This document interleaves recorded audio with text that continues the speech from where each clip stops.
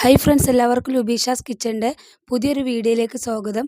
ഇന്ന് ഞാനിവിടെ തയ്യാറാക്കുന്നത് പച്ചമുളകും തൈര് വെച്ചിട്ടൊരു കറിയാണ്. അപ്പോൾ സിമ്പിളായിട്ട് തയ്യാറാക്കി എടുക്കാൻ പറ്റും. അപ്പോൾ എങ്ങനെ നോക്കാം. അപ്പോൾ ഈ കറി തയ്യാറാക്കാനായിട്ട് ഞാനിവിടെ ഒരു 12ഓളം പച്ചമുളക് എടുത്തിട്ടുണ്ട്. അപ്പോൾ നീളനെയുള്ള പച്ചമുളകാണ്. അത് നന്നായിട്ട് വാഷ് ചെയ്തതിന് ശേഷം അതിൻ്റെ നെട്ടെല്ലാം ഒന്ന് കളഞ്ഞ് മാറ്റണം. അതിനുശേഷം ഇതൊന്ന് വരഞ്ഞു കൊടുക്കുന്നുണ്ട്. അപ്പോൾ എല്ലാ പച്ചമുളകും ഇതുപോലെ ഒന്ന് വരഞ്ഞു കൊടുക്കണം. അപ്പോഴാണ് നന്നായിട്ട് ഇതിലേക്ക് മസാലയൊക്കെ പിടിക്കുകയുള്ളൂ. ഇനി ഇതൊരു ഭാഗത്തേക്ക് മാറ്റി വെക്കാം. ഇനി നമുക്ക് കറി ഉണ്ടാക്കി തുടങ്ങാം. അപ്പോൾ അതിനായിട്ട് ഞാനിവിടെ ഒരു മൺചട്ടി വെച്ചിട്ടുണ്ട്. ചട്ടി ഒന്ന് ചൂടായതിന് ശേഷം അതിലേക്ക് ഞാൻ 2 ടേബിൾ സ്പൂൺ വെളിച്ചെണ്ണയാണ് ചേർത്ത് കൊടുക്കുന്നത്. ഇപ്പോൾ വെളിച്ചെണ്ണ ഒന്ന് ചൂടായി വന്നിട്ടുണ്ട്. ഇതിലേക്ക് ഇനി ഒരു 1/2 സ്പൂൺ കടുക് ചേർത്ത് കൊടുക്കുക.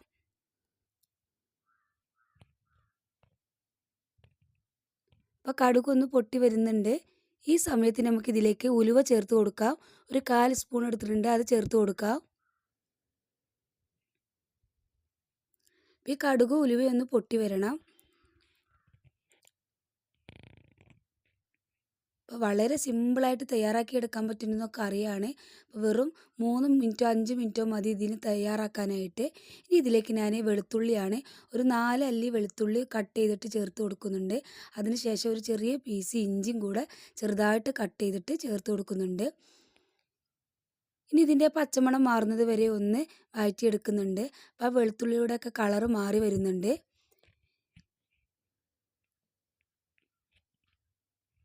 ഈ സമയത്ത് ഞാൻ ഇതിലേക്ക് ചെറിയ ഉള്ളിയാണ് ഒരു 8 പീസ് ചെറുതായിട്ട് കട്ട് ചെയ്തിട്ട് ഇട്ട് കൊടുക്കുന്നുണ്ട്. അതിനുശേഷം നന്നായിട്ടൊന്ന് വഴറ്റിയെടുക്കണം. ആ ഉള്ളിയുടെയൊക്കെ കളറ് മാറി വരുന്നത് വരെ നന്നായിട്ടൊന്ന് വഴറ്റിയെടുക്കാം.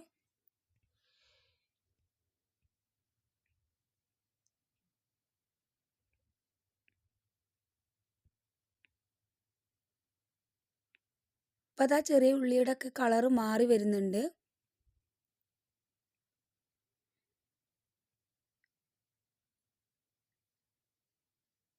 അതാ ലൈറ്റ് ബ്രൗൺ കളറായി വന്നിട്ടുണ്ട്.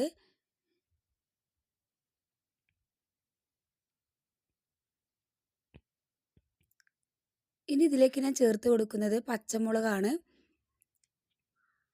അപ്പോൾ നമ്മൾ നേരത്തെ മാറ്റി വെച്ച പച്ചമുളക് ഇനി ഇതിലേക്ക് ഇട്ട് കൊടുക്കണം.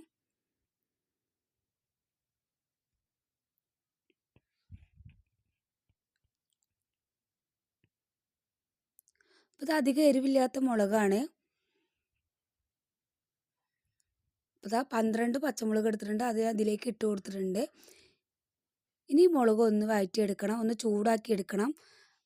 ആ മുളകിൻ്റെയൊക്കെ ആ തൊലി ഒന്ന് കളറ് മാറി വരും, അതുവരെ ഒന്ന് നമുക്ക് വഴറ്റിയെടുക്കാം.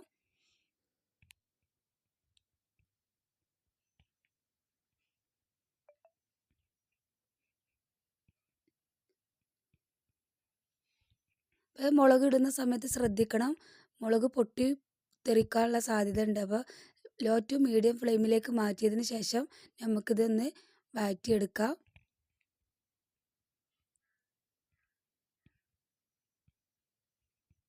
അപ്പോൾ അതാ പച്ചമുളക് ഒന്ന് വാടി വന്നിട്ടുണ്ട്. ഇപ്പോൾ നമ്മളിങ്ങനെ വാട്ടിയെടുക്കുകയാണെങ്കിൽ അധികം എരിവും കുറഞ്ഞ് കിട്ടും. ഇതിലേക്ക് ഞാൻ കുറച്ച് ഉപ്പും കൂടെ ചേർത്ത് കൊടുക്കുന്നുണ്ട്. അതിനുശേഷം ഒന്ന് മിക്സ് ചെയ്ത് കൊടുത്തിട്ടുണ്ട്. ഇനി ഇതിലേക്ക് ഞാൻ കുറച്ച് കറിവേപ്പിലയും അതുപോലെ തന്നെ 3 ഉണക്കമുളകും കൂടി കട്ട് ചെയ്തിട്ട് ചേർത്ത് കൊടുക്കുന്നുണ്ട്. അതും കൂടി ചേർത്ത് കൊടുത്ത് നന്നായിട്ടൊന്ന് മിക്സ് ചെയ്തെടുക്കുന്നുണ്ട്.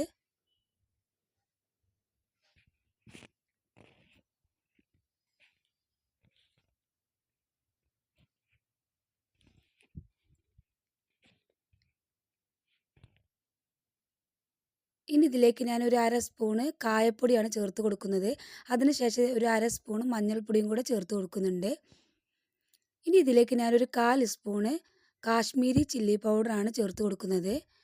അതും കൂടെ ചേർത്ത് കൊടുത്ത് നന്നായിട്ടൊന്ന് മിക്സ് ചെയ്ത് കൊടുക്കുന്നുണ്ട്. അപ്പോൾ കാശ്മീരി ചില്ലി പൗഡറിന് ചേർത്ത് കൊടുക്കുക.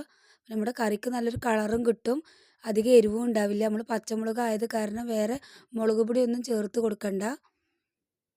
ഒരു കളറ് കിട്ടാൻ വേണ്ടിയിട്ട് മാത്രമാണ് കുറച്ച് കാശ്മീരി ചില്ലി പൗഡർ ചേർത്ത് കൊടുത്തിട്ടുള്ളത്.